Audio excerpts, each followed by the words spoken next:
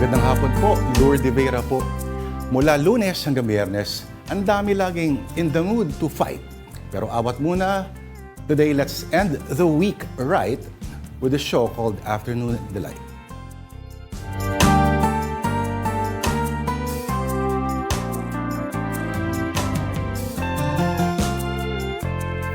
At dahil wala ang ating tita Denise ngayon, makakasama kong muli si Ate Pauline Versosa, ang diwata po ng One News Now. Magandang hapon sa iyo. Binibining Pauline. Good afternoon. And let me just say, we look so good in blue. Di ba? Hindi pinag-usapan po yan. Hindi yan ang tawag na telepathy. Yan. Alright. Pero so, mas dark yung sa'yo, no? Mas dark, oo. Shades of blue, but very nice on this Friday, June 21st. Ito na nga, TGIF. It's finally the weekend, no? TGIF ka. Tatagalugin ko yan. Meron kaming equivalent dyan. SHABU. SH. Shabu. Parang, Salamat bakit naman Jesus at Biyernes ulit. okay. Salamat Jesus at Biyernes ulit. Doon na lang ako sa TGIF. Mas safe yung TGIF eh. Oo, ano bang mga may coverage ka ba sa weekend? Ikaw, Wala naman. pupuntahan? Ano to? Pahinga ang weekend na to. The past week was very busy. Oh, yeah. So, itong weekend, finally some R&R. Rest yan. Napaka pang-tito masyado yung phrase na R&R. R&R? Usually, unang ginamit yan, sa mga sundalo noon. Okay. Kapag nagre-rest and recreation sila, R&R. Pero I think, it stood for something dirty yata, way back then. Pero R&R, dapat pinaplano rin kung paano natin isuspend yung weekend natin. Kasi kapag hindi mo pinlano, before you know it, Totoo. Monday na ulit. lumagpas lang. Parang yung namimili ka ng papanoorin na labawa sa Netflix. Saka pipili mo, 2 oras ka na namimili. Nangyayari din sa akin yan. So, Diba? kailangan, pag may nakita ka ng, something that interests you, panoorin mo na. Pero ako lang ba minsan, pag gusto ko ma-relax, minsan I'll find something na napanood ko na. Yeah. Kasi alam ko, predictable yung outcome as opposed to something na yung nakaka-stress.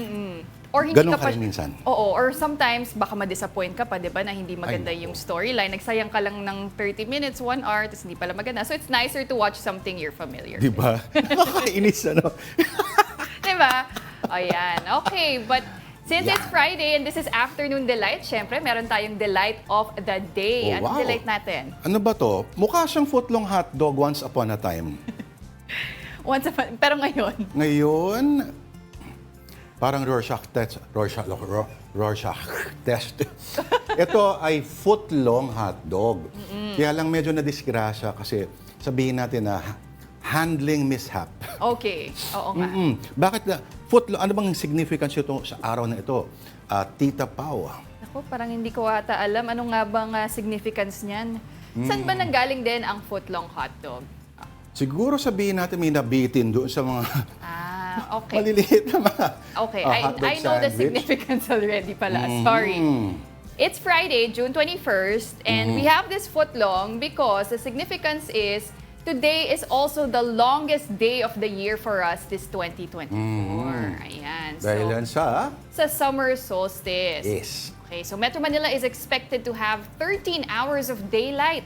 So sunrise kanina was at 5:28 a.m. and sunset later will be at 6:27 p.m. At hindi lang sa Pilipinas, kundi sa buong mundo, ang longest day na yan and depende sa inyong location. Yes. So sa UTC or sa Coordinated Universal Time, ang Summer Solstice 2024 ay pumatak ng June 20. Yes. Okay, so yan pala ang So connection. officially, impose na ng summer sa Northern Hemisphere. At sa mga bansa above the Arctic Circle, mukhang mahaba, literal na mahaba ang araw nila.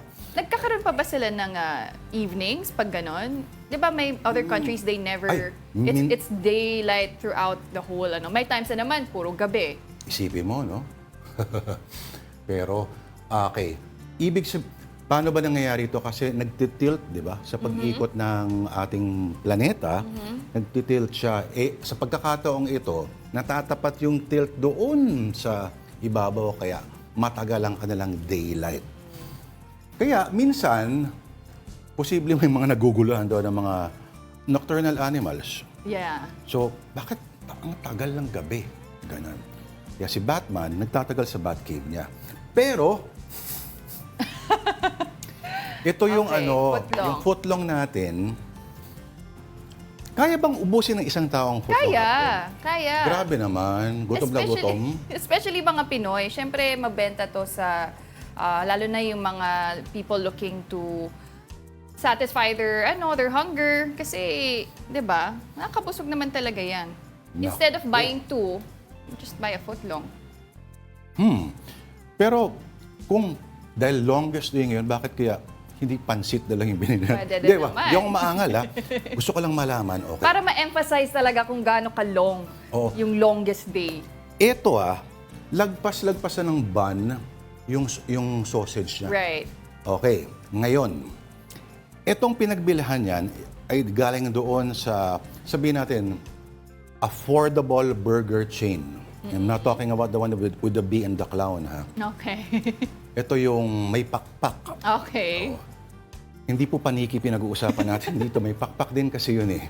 Okay. Check it. Check it out. Tingnan mo. Oh, lumalagpas. Yung palaman. Sausage from the... Pero yung burger niya, Pauline, Oh. bakit ganon? Exact opposite.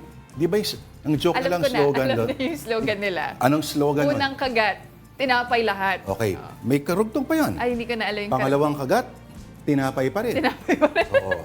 Pangatlong kagat, Ano? tinapay pa rin pero may konting May ketchup konti na. ng ano. May konti ng ketchup. Wala pa rin yung pinaka-patty. Pero dito sa footlong, Oo, di ba? Exact opposite. Pero kasi hindi siya part ng buy one, take one. Okay. Di ba? Well, when you look at it, parang, I guess, for a regular-sized hot dog, parang buy one, take one na rin. Kasi ganun siya. Parang times 2. Malamang, sigurado ako, Pauline, hindi ka bumibili sa ganun. Nakatikim na ako. Bumibili din naman ako. College. Yung mga pag-allowance May ganyan mo. ba sa UP? Malapit? Sa Katipunan, parang meron. Or sa Philcoa. Oo. Meron Philcoa. yan. Mga Yung Jollibee lang nandun eh. Jollibee. Pero, syempre, mga mga kiosk sa UP, nagbebenta din ng mga iba't ibang pansit canton, Yes. mga hotdog. At yung mga fishball, mga ganyan, na bawal ang double dipping, both in the sauce and in life. Okay, so long day or not, it's a good day to send off our first batch of Olympians to Gay Paris. Let's bring in News 5 correspondent Marty Bautista. Marty, what are we expecting later? Lord, Pauline, yes, this is going to be such an interesting day today kasi a day before the Paris Olympic round. Philippine delegation is set to fly off to Paris. President Ferdinand R. Marcos will be in attendance tonight at the sendoff ceremony in the Marble Hall of the Ayuntamiento de Manila in Intramuros. So bukas lilipad ang mga atleta sa Metz, France, kung saan mag-e-ensayo sila na magkakasama sa kauna-unahang pre-Olympic training facility. Isang holy mass ang mangyayari mamaya at ang turnover ng national flag kasama ang Philippine Sports Commission, Philippine Olympic Committee at President. Para lang maalala ng ating mga kapatid, ang mga atleta na na-qualify para sa Olympics are 14 in count na, including si Pole vaulter EJ Obiena, Denise Carlos Tulo, Alea Pinigan, Levi Rubibabe, Emma Malabuya at boxers Ira Villegas, Nick Petesio, Hergy Bacyadan, Yumir Marshall at Carlo Paalam. And of course, we also have the weightlifters Joni Shenida, Elrin Ando, Vanessa Sarno, at Philippine fencer Sam Katantan. So doon din mapapakinggan ng mga atleta ang opisyal na 100-taong laban para sa bayan official Olympic song which celebrates the country's 100 years of participation in the quadrennial tournament. So Pauline, Lourd, what do you think about that? Interesting. Okay. Nung sumali tayo ng Olympics, ibig sabihin nito, pinanganak si Juan Ponce Enrile. Pero bago tayo pumunta doon, Marty, okay, aside from the athletes, alam ko, isa sa mga, sabi nila, strategies that actually worked for us at the last Olympics, ay meron tayong mga dietitians. Yes. Ayan, may mga... A full team. Oo. So, kasama na rin ba Yes. yung mga therapists and such, Marty? Yes, of course, and not just the therapist, not just the coaching staff, pati na din yung mga psychological therapist nila. Kasi alam naman natin, with athletes, working out and exercising is just as important as training your brain. Kailangan sila mentally prepared para sa biggest competition of their lives, which is the Olympics. So kasama lahat yan in Metz, France. Marty, we have 15 athletes already who qualified for the Paris Olympics, but there's still a month to go before the Paris Games. So, are we still expecting more athletes to qualify? Tsaka ano-anong mga sport kaya yung mga maaasahan natin na makakapag-qualify pa tayo? Yes, Pauline, we for the sport of basketball still have the last window of the Olympic qualifying tournament. So magko-compete dyan ang ating Gilas Pilipinas. They're going to Latvia by next week from July 2 to July 7. At doon nila makakatapat ang host nation Latvia, makakatapat din nila yun Montenegro, let me see here, other countries. And there's basically 4 slots for the men's basketball in Olympics. And there are over 25 countries competing for those last 4 slots. So actually, meron silang open to the public send-off tune-up match against Taiwan Mustangs on Monday at 6 p.m. in Philsport. Oo. Alright, Marty. We know that yung representing the country sa Olympics is an honor in itself na, no? Pero, okay, may na-report dati tayo na set number of amounts that each athlete will be receiving.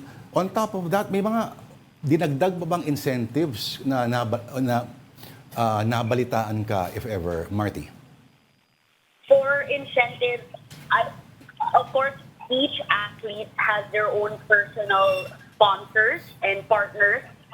Like, for example, just yesterday, the boxers of the Association of Boxing Philippines had a courtesy call with Manny V. Pangilinan, and then they were given additional incentives. And apart from that, also their own iPhones na may kasama na din na pwede nila gamitin as roaming while they're at Paris. So, gusto naman ang mga suporta ng mga sponsors kagaya ng Allianz at ng AID, and also the government for the athletes incoming for Paris. Malaking tulong talaga yan, no? Aside from that, we saw also Philstar report na they also received 500,000 pesos from Senator Bongo. So makatulong talaga. It will come a long way for them as they try to win, hopefully, another gold for the Philippines to follow up yung ginawa ni Heidelin Diaz sa Tokyo. Alright. So, laban lang. Okay. On that note, maraming salamat. Ang News 5 correspondent, Marty Bautista. Thank you.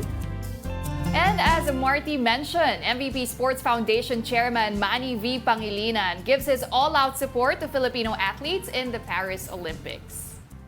To motivate our boxers, MVP's Foundation and Smart Sports gave out free cell phones with eSIMs to boxers Ira Villegas, Hergy Baquiada, Nesty Petesio, and Carlo Paalam. In return, the fighters gifted MVP with his very own Olympic boxing jacket. And here's MVP's message to our Paris-bound athletes. Well, we can only ask them to do their best for the country, no? And I think they will. They've gone through quite a bit of training here and abroad, especially abroad, our boxers particularly. And we wish them all the best. We assure them our support, no? Continuing through to the end of the Olympics. And we wish them all the best. We wish them well. Alright, from sports, punta tayo ng showbiz, Tita Pauline. Sagot yan ng tunay na gold medalist at MVP, hindi lang pagdating sa biritan, sa kantahan, kundi pagdating sa entertainment producing, Tito Von Billionario, TGIF. Tito Von.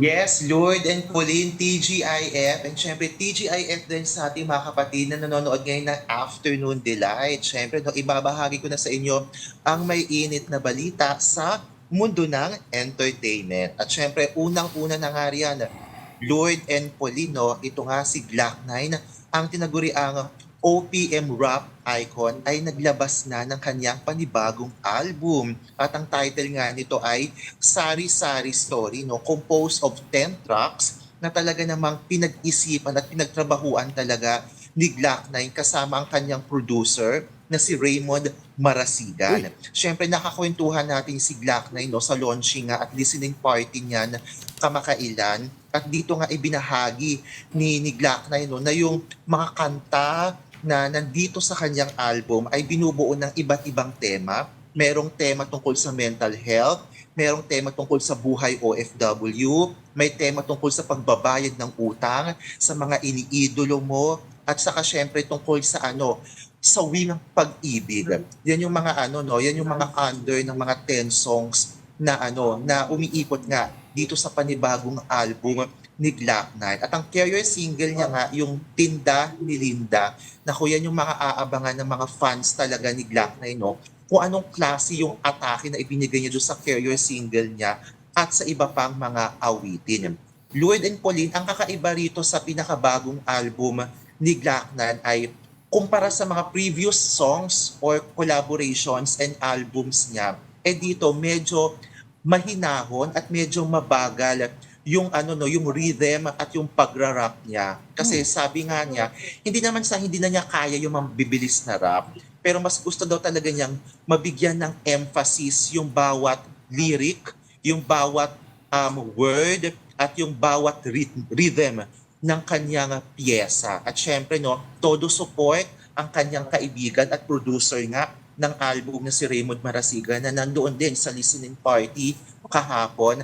At ang kanyang album ay available na sa lahat ng digital platforms, hatid ng Universal Records at saka ng Asintado. Lourd and Pauline. Saktong-sakto yung pagtatapos niya, buti na launch agad kasi I think next month may tour ng Eraserheads. At si Raymond Marasigan ang drummer ng bandang yon. Merong world tour ang Heads eh. Pero ibig sabihin ba, Tito Von, pag si Raymond Marasigan ay isang essentially a rock musician, although nagra-rap din yan, mahilig din siya sa hip-hop, ibig ba sabihin may konting pagka-rock yung tunog nito, Tito Von? Nako, ang maganda rito, Lourd and Pauline, hinayaan talaga ni Raymond si Glock 9 na gawin yung kanyang gusto. Sabi nga ni Raymond sa kwentuhan natin kahapon, para lang talaga siyang ang dali-daling katrabaho raw talaga nito ni Glock 9 kasi nagpapasa lang daw ng awitin itong si Glock 9, no? At mind you, Pauline and Lourd, ginawa lang niya yung buong album in just 6 weeks. Uy. Na talaga namang ikinatuwa at ikinaloka rin ng kanyang production, lalong-lalo na ni Raymond. Yung sinabi lang ni Raymond, may mga konting pinopoint lang siya, may mga ginagawa lang siyang mentoring, etc. Pero tiwala daw talaga siya doon sa artistic decision pagdating sa music nito nga ni Glock 9. At syempre, hindi naman ito yung unang-unang pagkakataon na nag-collab itong dalawa, Yes. yung tinaguri ang isa sa mga OPM rock icons at tinaguri ang OPM rock icon. So maraming pagkakataon na before na nag-collaborate sila. Kaya naman, buo na rin yung tiwala nila sa isa't isa when it comes to their respective individual artistry. Lourd and Pauline. Na-imagine mo ba, Po? Hindi ko ma-imagine kasi kung ano yung tunog nung bagong style, bagong... Rock, Nako, hip-hop. nasa mga digital platforms na siya ngayon. Ay, hindi. May Lourd sinasabi and si Denise. Pauline eh. Pauline. Tito Von. Ibang level. Tito Von, Naku, hindi ko magawa kasi hindi ako hip-hop artist. Let Hindi me ko just forte say, yung rap. yung last time na nandito ako, nag-viral yung rendition mo of Terrified Oh, sa diba? YouTube. Oh. Parang thousands of views nakita ko. So, since nag-sample ka, eto maganda yung reception ng David Foster, Hindi. Catherine McPhee. Hindi ko Kailangan kaya. may sample din ng Glock 9. So, Di ba hindi naman rap normally yung mga chorus ng mga kanta ni Glock di ba? Pwede. Pakanta yung mga chorus niya, hindi naman ko yung talaga verse. kaya. Seryoso. Hindi lang dahil, may respeto kay Kuya Aris, kay Glock 9. Hindi ko talaga kaya yung rhythm niya. Kahit medyo slow na yung Talaga? kanta niya ngayon, hindi ko talaga kaya. Pero kung maririnig nyo to, Lourd and Pauline, sobra, tamang-tama yung melody, yung dynamics, at yung pagkakabilis-bilis. Kasi doon nabibigyan ng emphasis yung tema, lalong-lalo na yung tungkol sa mental health at saka yung tungkol sa buhay OFW. grabe, knowing Black 9 talaga, syempre may mga issue pa rin dito, iba't ibang issue pa rin sa lipunan na talagang tinalakay dito sa album na yun yung dapat abangan at pakinggan ng kanyang mga tagahanga, Lourd and Pauline. Nag-evolve talaga yung mga sound. Parang halimbawa, or para may salamin kunyari sa sports. Hindi porque si Michael Jordan ang nag-champion sa slam dunk competition. Buong career niya, puro ganun lang gagawin niya. Yes. And as an artist, maganda rin na nag-evolve ka, nagpapalit ka ng style mo. Yes. Si Glock 9, 25 years na rin sa industry, sa career niya. So, Kaya dapat yung mga entertainment producer, minsan nagra-rap din, di ba? Maliban sa mga bumibirit at kumakanta. Naku, abangan nyo nga, Lourd and Pauline, tomorrow, si Glock 9, isa siya sa mga artists na mag-perform na sa Pride Month celebration sa Quezon Memorial Circle. Bukas na pala At yun. syempre, nakakwentuhan din natin dyan si Glock 9, Ito daw isa sa mga paraan niya talaga para bigyang pagmamahal at pagte-thank you niya sa LGBTQIA+ community na talaga namang sobra yung pagmamahal at suporta rin sa kanyang music. Particularly na nga doon sa isang sikat niyang kanta talaga na Sirena. Yes. Na laging it is one of the anthems talaga ng ng LGBTQIA+ community dito sa Pilipinas. So abangan din si Glock 9 tomorrow, dyan nga sa Pride Month celebration. Lourd and Pauline? aabangan talaga natin yan na tomorrow. Pero for now, maraming salamat at happy weekend. Meron pa. May impahabol. May isa pang ikikwento sa Tito Bon sa meron atin. pa ba? Unless may Oo. instructions. Sinabi na nga ni Lourd, na napag-usapan may na isa rin pa pala. si Okay. Raymond Marasigan. Siyempre, ito nga, nag-reunion ang Eraserheads para sa contract signing ng kaabang-abang nilang World Tour. Ito nga yung 2024 World Tour ng ang huling El Bimbo reunion concert nila. At syempre, nagsama-sama ito nga sila Ellie, sila Raymond, sila Marcos. silang apat nagsama-sama ulit sila para sa contract signing dahil magkakaroon sila ng iba't ibang tour sa buong mundo, Meron sa Hawaii, sa San Francisco, sa Los Angeles, sa Toronto, sa Singapore, sa Dubai at marami pang iba. So syempre, ito yung parang continuation ng iconic at historic nilang reunion concert 2 years ago diyan nga sa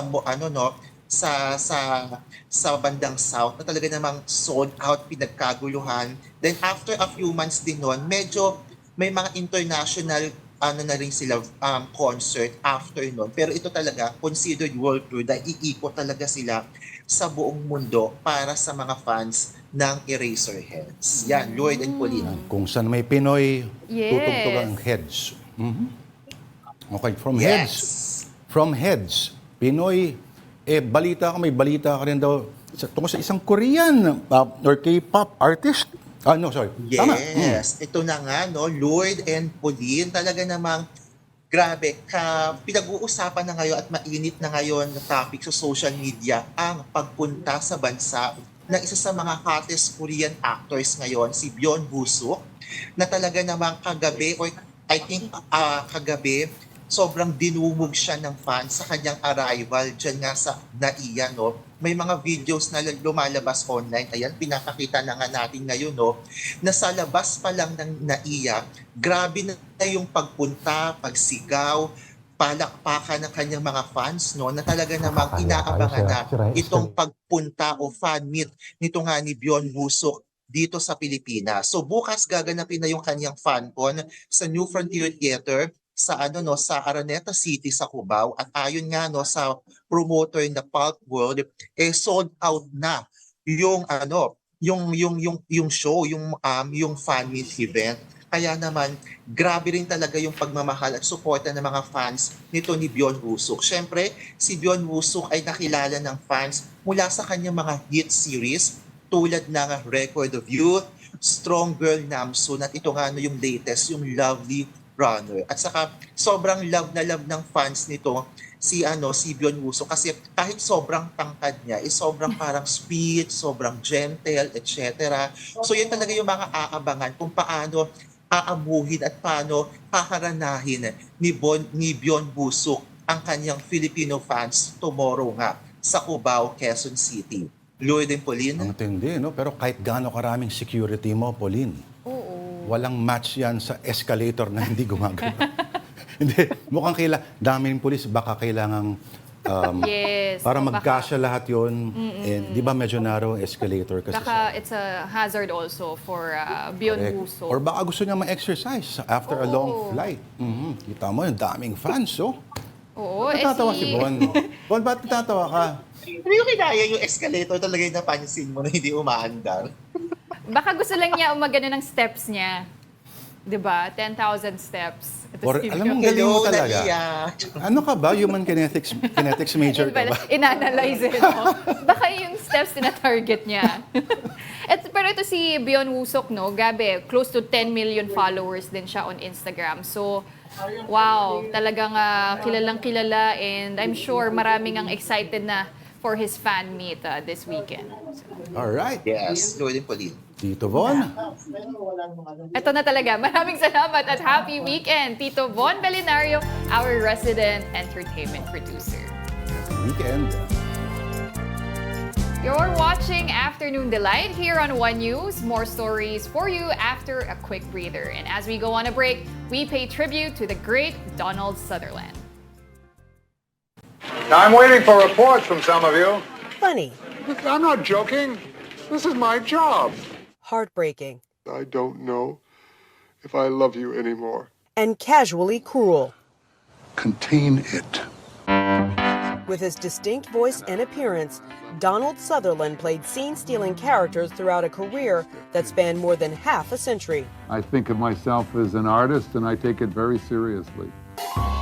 Sutherland's artistic pursuits started while attending college in his native Canada. He moved to London in the 1950s to continue studying drama and began landing small roles in British TV and films. The success of 1967's The Dirty Dozen launched the actor to Hollywood. They're very pretty, Colonel. Very pretty. But can they fight? More military movies followed, including Kelly's Heroes. Well, the tank's broken and they're trying to fix it. Then why the hell aren't you up there helping them? Oh, man. I only ride them. I don't know what makes them work. And a starring role as Hawkeye in the 1970 film classic MASH. I think you will find these accommodating. They're quite dry. Next, Sutherland teamed up with Jane Fonda on screen in Clute. What else do you remember about the man who beat you up? Nothing.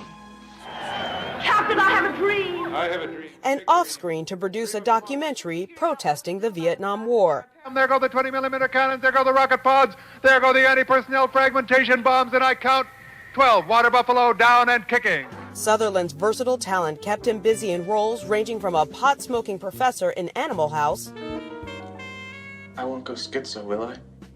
There's a distinct possibility. to a man desperately trying to hold his family together in the Oscar-winning Ordinary People. I want a really good picture of the two of you, okay? In recent years, Sutherland's audience of fans became multi-generational when he starred as President Snow in The Hunger Games. Hope. It is the only thing stronger than fear.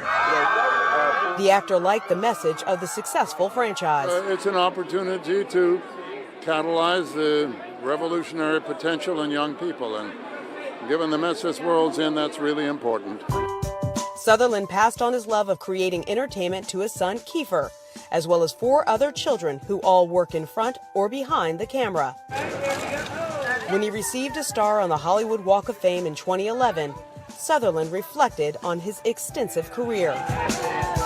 What you're doing at my age is you're looking for your marker.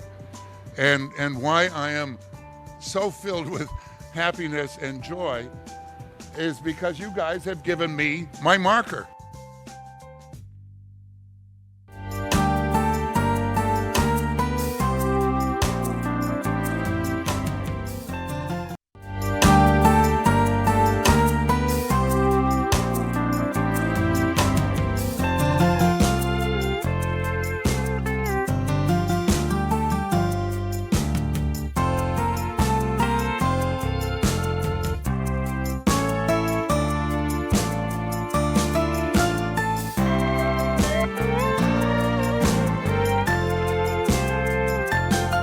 Alright, at babalik po ang Afternoon Delight dito po sa One News. Ako po si Lourd Veyra kasama ang One News Now anchor, Pauline Versosa. Pao? Hello, good afternoon. And here's a quick rundown of some stories here in One News. The Presidential Anti-Organized Crime Commission has formally filed a complaint against suspended Bamban Mayor Alice Guo today. Guo is being sued for qualified trafficking in persons, which is a non-bailable offense. Several others are facing the same charges, including former Technology and Resource Center Chief Denise, who has also been convicted for the pork barrel scam. The complaint against the accused stems from their alleged links to illegal pogos. Maritime security experts Ray Powell and Chester Cabalza believe negotiation and dialogue with China are still on the table for the Philippines. That's amid discussions on invoking the Mutual Defense Treaty following China's latest aggression in disputed waters. On June 17th, the Chinese Coast Guard violently intercepted a Filipino resupply mission near Ayungin Shoal. Malabon and Navotas are preparing for possible heavy flooding after a floodgate linking them was damaged. The floodgate that's key in controlling water flow between Manila Bay and the two cities was destroyed when a barge tried to enter it during low tide. Contingency plans have been laid down pending repairs. And the NBI Cybercrime Division has arrested 3 individuals for allegedly hacking private and government websites. These include systems of the National Security Council and the Armed Forces of the Philippines. One of those arrested is supposedly connected to a media organization. Moving on to another story, experts are calling for a new approach to a global fund to help raise the next generation for future health crisis. Joby Francisco has a special report. Barely a month after the proposed pandemic treaty was shelved during the World Health Organization's annual assembly in Geneva, members of the panel that worked on the proposed accord swiftly renewed calls for leaders to unite and prepare for the next pandemic. As monkeypox continued to spread in Central Africa and the bird flu now affecting mammals, igniting fears of imminent human-to-human transmission, experts warn the world would most likely be overwhelmed by any new pandemic threat. This was underscored by members of the Independent Panel for Pandemic Preparedness and Response during a virtual forum attended by journalists from across the globe. Panel co-chairs and former world leaders, Liberia's Ellen Johnson Sirleaf and New Zealand's Helen Clark, led the release of an important report. This after the WHO Assembly failed to pass a pandemic treaty that has been in the works since 2021, when the world was battling COVID-19. The panel's postscript is scathing and instructive at the same time. They criticized officials who wasted the learnings from the recent pandemic, but also noted that political leaders play an important role in making sure the next generation will be better prepared during a pandemic. Obviously, leadership needs to be applied to preventing disasters, not just responding to them. So while we learn lessons from the COVID-19 pandemic, I think the more enduring insight or even wisdom is to expect the next pandemic to be different from COVID-19.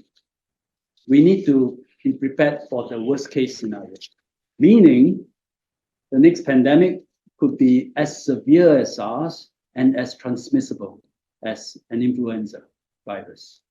When that happens, and we accept that in a pandemic, our common mission as healthcare jurisdiction is to minimize deaths. While the panel still hopes a treaty will be approved, they presented other suggestions in the meantime, like more transparency and trust among countries, a new approach to global funding when a pandemic spreads. On the issue of financing, we and others have estimated that you need at least that 10 to 15 billion every year to support low and middle income countries to strengthen preparedness. We say it should be additional to official development assistance, A, because there's not much of it, and B, because it addresses a global common good. We continue to advocate a global public investment model for this, where everyone pays in and country allocation is according to need. a more equitable access to vaccines, therapeutics, and diagnostics. A formal group of world leaders focused on pandemic preparedness and even the possibility of splitting the WHO into two functions, with one zeroing in solely on health emergencies. And we posed an open question, and I stress it is an open question, should WHO be split into two organizations? One that is focused on emergency operations, as that work has to be done, and one that's focused on operational and technical excellence in health. Both are important and need focus. The WHO recently amended its international health regulations and calendar the approval of the pandemic treaty within the next year. But in the meantime, it is being stressed that cooperation from world leaders is imperative to ensure the protection of 8 billion people. Joey Francisco, we are One News.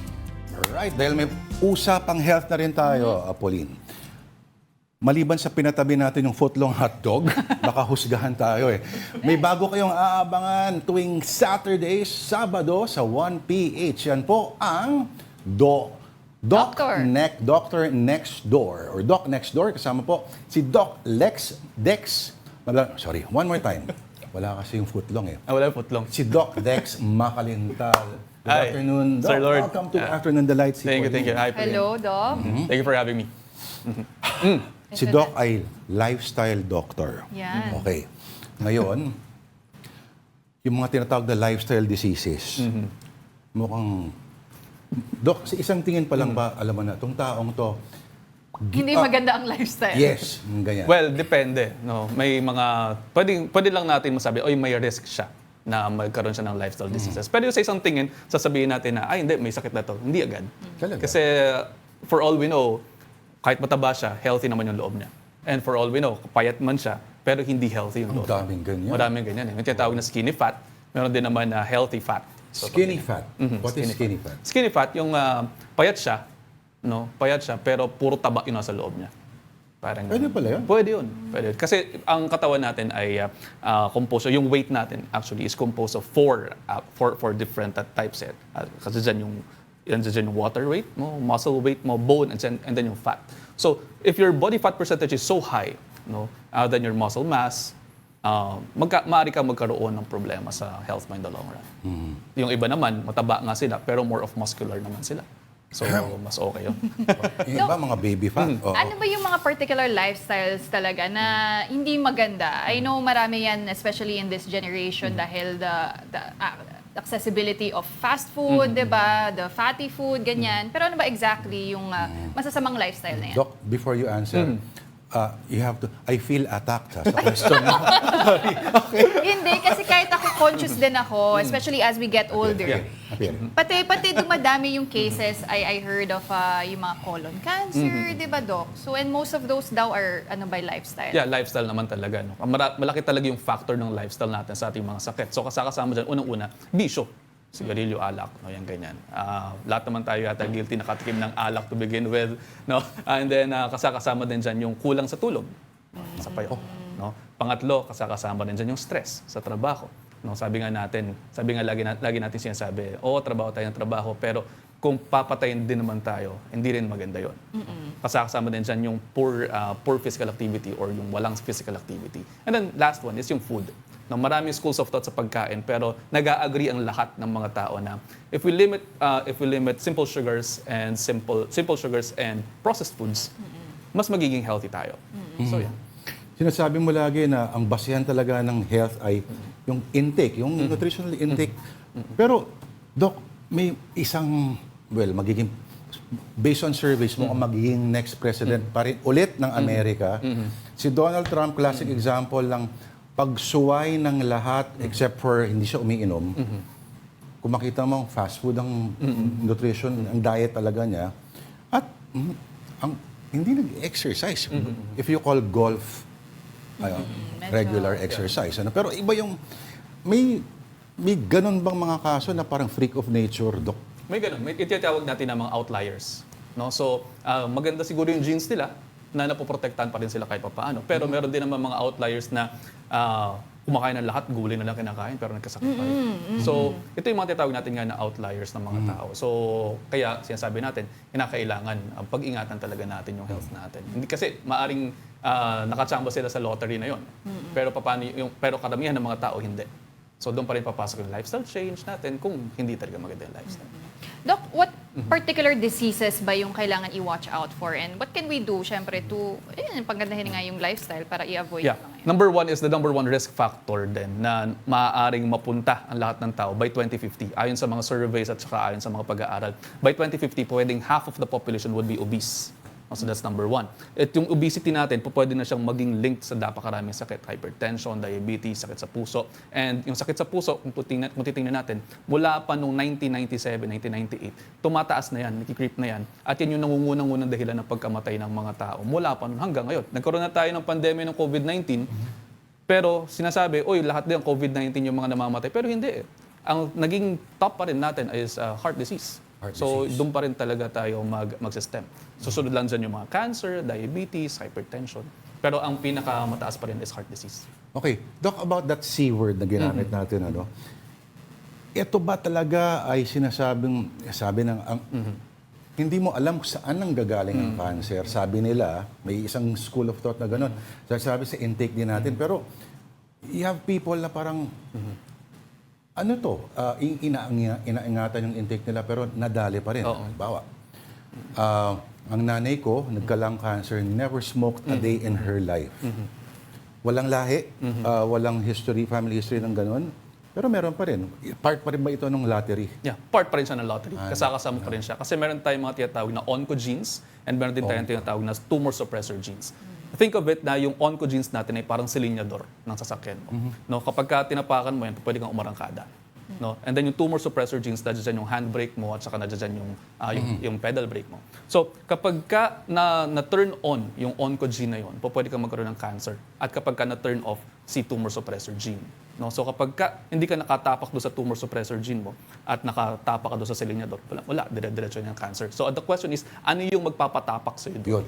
Ang magpapatapak sa'yo dyan napapasok yung lifestyle natin. No, so yung ating exposure sa environment, toxic exposure, say for example lead, no, yung radiation, mga ganyan, at marami pang iba, yung mga tawag na mga benzopyrenes natin mula sa mga kinakain nating sunog-sunog, so yung mga ganyan. Pwede silang mga risk factors. So, meaning, pero hindi naman ibig sabihin na kapag kumain ka nito, mamamatay ka. Hindi siya direct result, pero parang potential trigger. Potential trigger sila. Pero hindi ibig sabihin ay magkakasakit ka na pagka kumain ka nito. Doc, ang tanong ko, you mentioned, diba, lifestyle, bad lifestyle habits, yung stress, hindi natutulog, not eating healthy food.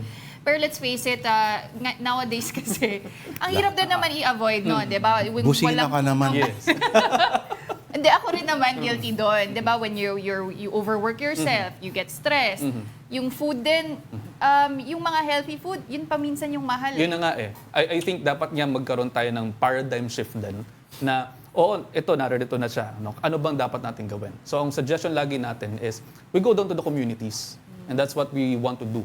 Now, we go down to the communities, say for example, kausapin natin yung barangay. Say for example dito, ang daming obese dito, tapos panay processed foods dito, ano pwede natin gawin? Why don't we just set up kahit maliit lang na community garden? Now, yung mga small steps na yon. Kunyari, kung tayo ng mga nakatira sa condo units dito, magsimula tayo ng mga hydroponic setups. No? Kahit paano makapagtanim ka ng gulay. Just so that you can add more vegetables to your diet. No? It doesn't matter kung sa lunch mo lang siya ilalagay or sa dinner lang. Kung ito ang baseline mo, magdagdag ka lang ng paunti-unti. It would have a ripple effect in the long run. Yung mga kaibigan ko kasi nagbabanda, ibang hydroponics yung concern nila. Doc, okay, bago tayo pumunta sa bago mong show, ano sa hinaba, hindi mahaba, okay. Bata pa si Doc Dex eh.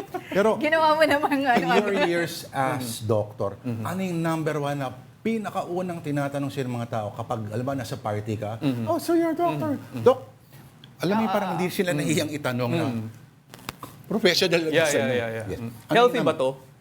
Ganun? Healthy ba to? Laging ganun. Kasi alam nila na nutritionist ako before I become a doctor. So, laging tanong nila, healthy ba to? So, yun. So, ang lagi mo namang sagot is moderation, variety, and balance. So, right now, yes, pwede kang uminom, pero don't drink too much. Okay. Parang ganyan. Kumari kahit yung mga coffee, di ba? Mga Starbucks, ganyan. Kasi part naman yan ng buhay natin at hindi na natin talaga matatanggal yan. Pero if we just limit, no, if we just know our limits, In moderation, mas makakatulong tayo in the long run. Kita mo, ano lang yan ha? Short discussion lang yan, bitin pa tayo. Doc, tell us about what the new show is all about, yung Doc Next Door. Yes, Doctor Next Door is a new show for 1PH. No? Ito po ay mapapanood ninyo sa Sabado, alas 11:30 ng umaga. Ang Doctor Next Door ay hindi siya yung typical na, magbibigay lang tayo ng impormasyon, sagutin natin yung tanong ninyo sa social media. Hindi yan ganyan. Ang Doctor Next Door is an immersive exploration of the illness, which is not the disease. No? So the illness versus the disease, ang gagawin natin, alamin natin ano yung nararamdaman, yung eksperyensya ng pasyente sa sakit nila. At hindi lang natin basta i-define yung sakit. Kasi yung sakit, alam na natin, diabetes o mataas yung asukal mo. Pero ano yung eksperyensya ng pasyente doon? Tuberculosis, alam mo na, mahirapan ka huminga, sumusuka ka ng dugo. Pero ano yung eksperyensya ng pasyente? Paano nakaka-apekto to sa pamilya niya at sa komunidad? So that is your Doctor Next Door. Kami na po mismo ang pupunta sa mga pasyente natin. Bumababa talaga. Ako mismo, wala ka lang sa clinic. Wala sa clinic. Yan, doktor. That's why it is Doctor Next Door. In case you missed the point, very stethoscope si Doc para baka kalain yung ibang klase yung doktor pa siya. Okay, Doc, may nagpapatanong pero mukhang tayo lang naman nag-ano dito. No? Pag sa mga biyahe ba, okay lang magdala ng companion kung may diabetes ka? Pero okay, again, Doc, paki-invite naman sila, Doc. Yes, opo. Yes, tayo po ay magsisimula na sa Sabado, bukas, no, alas 11:30 ng umaga dito po sa Doctor Next Door sa 1PH. Panoorin po natin yan. Alright. Doc Dex, marami pa kaming itatanong, pero marami. May nagpapatanong kung may S2 ka daw ba? Oo naman, meron. Palakpakan tayong lahat. Alright, salamat sa house call, Dr. Dex Makalintal. Alright. You're still watching Afternoon Delight. We'll be back after this quick break. Stay with us.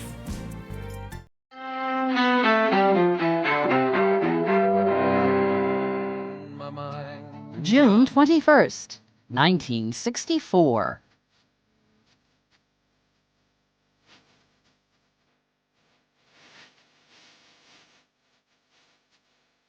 In Philadelphia, Mississippi, 3 civil rights workers disappear while trying to help blacks register to vote. Michael Schwerner, Andrew Goodman, and James Chaney are ambushed and killed by Ku Klux Klansmen. 6 weeks later, their bodies are found buried in an earthen dam. 1788. The Constitution of the United States takes effect as New Hampshire becomes the 9th state to ratify the document. 1834. Cyrus Hall McCormick receives a patent for his reaping machine, the grain-cutting invention that revolutionizes farming. 1982, a jury in Washington, D.C. finds John Hinckley, Jr. not guilty by reason of insanity for shooting President Ronald Reagan and 3 others. Hinckley, who said he shot Reagan to impress actress Jodie Foster, is committed to a psychiatric hospital. And finally, also that same year, career in the armed services would be the best thing at the moment because, lovely to recognise all the hard work that the armed forces are doing. Prince William, second in line to the British throne, son of Prince Charles and the late Princess Diana, is born in London. Today in history, June 21st. Camille Bohannon, The Associated Press.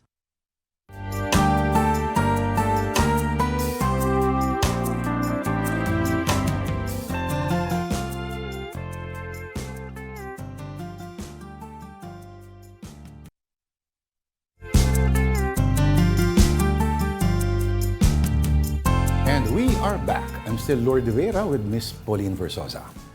All right, now it's time to take a quick look at some of our stories on social media. On Philstar.com, a cleaner finds 1 million pesos hidden in some used socks in Naiya. Grabe yun So, binalik ba? Binalik po ni Rosalinda Celero. Wow. Isa siyang cleaner sa Naiya. Imagine finding this amount of cash sa medyas lang na nakita niya sa Naiya Terminal 3, no? So this was yesterday. And she turned it over naman kaagad dun sa security.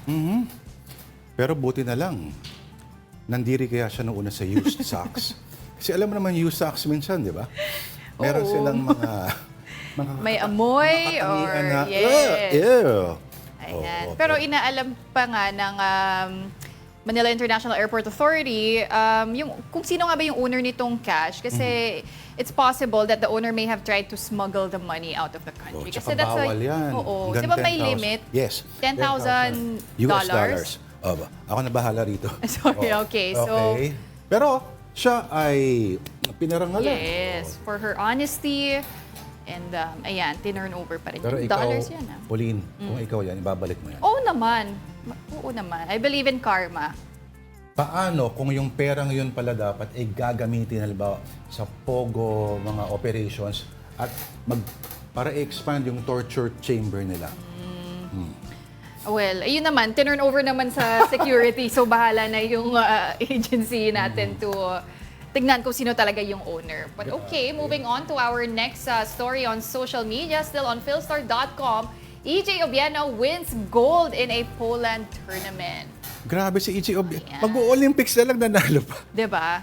No, but that's important for an athlete, peaking also at the right time. So since 1 month na lang before the Olympics, it's nice na he's in shape, he's in a tip-top shape. Ayan, he was able to jump 5.92 meters. So, syempre, ang sinasabi nga ng mga tao, EJ kasi ngayon, he's the top Asian pole vaulter, di ba? Pero nagkataon lang din na he's competing in the same era of Mondo Duplantis, who's considered as the greatest of all time sa pole vaulting. Number one. Number one. Ito siya, si EJ number two. Number 2 or number 3, yan, si EJ. So, but hopefully, syempre, Paris Olympics, kung hindi man gold, silver, or bronze, that would be a great achievement for EJ. Abangan natin yan. Go, EJ! Alright, so here's one more story from Pampanga where a state-of-the-art machine is now in use. Kaya ng machine na ito to automatically sort biodegradable and non-biodegradable waste. To know more about that, here's Mobile Journal, Francis Orsio. Malaking hamon sa bansa ang waste management dahil mano-mano ang paghihiwalay sa iba't ibang klase ng basura. Pero paano kung may teknolohiya nang pwedeng magamit sa pag-segregate ng mga ito? Libo-libong tonelada ng basura ang nakokolekta sa buong Pilipinas kada araw. Katunayan, noong 2022, tinatayang nasa 59,000 tons ang daily average waste generation sa bansa. Kaya malaking hamon ang proper waste management. Pero may solusyon na dyan ang isang private company na Prime Integrated Waste Solution. Sa pamamagitan yan ng kanilang automatic material recovery facility na natatangi pa lang sa Pilipinas. The waste that is transferred to the system, it goes through a conveyance and then is transferred to what we call a vibrating sieve. So this vibrating sieve is, think of it like a strainer with 3 layers. So if this strainer or this sieve will start to vibrate intensely or vigorously, and the wastes are then separated into 3 layers. Dito, automated ang paghihiwalay ng mga basurang nabubulok at hindi nabubulok. Pwede ring maitabi ang mga pwedeng i-recycle, habang ang iba naman ay kayang ma-convert into sustainable fuel na mapapakinabangan para sa paglikha ng alternative energy. Habang yung ibang organic waste tulad ng diapers, sanitary napkins at mga nabasag na salamin ay mabusising isinisilid para hindi mag-leak at lumikha ng methane emission na nakadadagdag sa polusyon. There are fast recyclables that we can sell out right away, like for example, cardboards, scrap metals, things like that. And then yung organics will be stored for later use for the waste fuel process.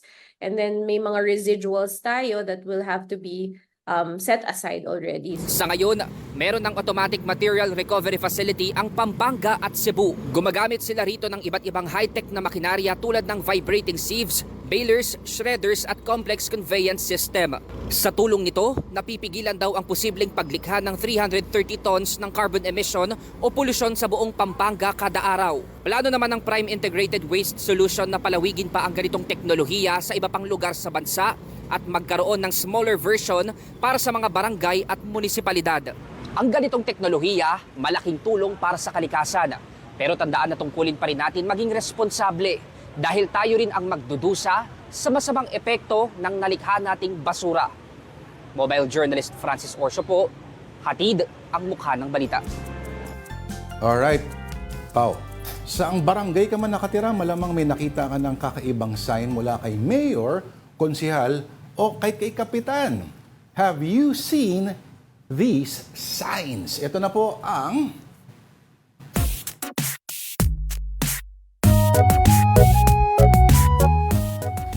Alright, I saw the signs, the LGU edition. Tingnan natin ang first photograph, Tita Pao. Okay, Ang ito po sign ay proyekto ng DPWH, hindi ng lungsod ng Mandaluyong. So may disclaimer talaga sila, no? Oh, in case you missed it, Oo. hindi po sa syudad to. Kinailangan talaga Yan ang i-clarify. tinatawag na passive-aggressive. Saka naka-red talaga. Hindi ng lungsod ng Mandaluyong. Passive-aggressive signage. Next. Dito, this property is owned by Makati City. Pero sa kabila, I love Taguig. Yes. Ay, ito yung Ito yung controversial kino-contest na na a couple months ago. Eh kung sagutin kaya sa baba, hindi! Or spray paint, di ba? Next! Okay, ito naman. Ano bang meron Tumabasa. dito? Ano to? General Hospital. Lalapit ako, ha? Nakasabit si... Teka. Hawak niya yung sign. Hawak ni... this politician is holding the sign. Kunyari, Sa ilalim. hawak niya. No, pero si Cap din ay... Life size, ano? Part din siya ng sign. Sandy. Oh. So medyo parang stiff si Cap dyan. Creative. Parang 19 ang number niya. Sino man siya. Next. Libreng tuli, sabay sa baba ay... Free hotdog on stick. Mabuti na lang at ngayon lang nilabas yan at hindi kanina o hindi. That hotdog will forever remain untouched. Yan ang tinatawag na juxtaposition. Di ba? Sinadya kaya yan? Sinadya talagang yung pagdikit. But anyway. Bakit? Para thematic. Nakakatakot, oo. Thematic. Sa mga batang nanonood, masakit po ang tuli. Nako talaga yun.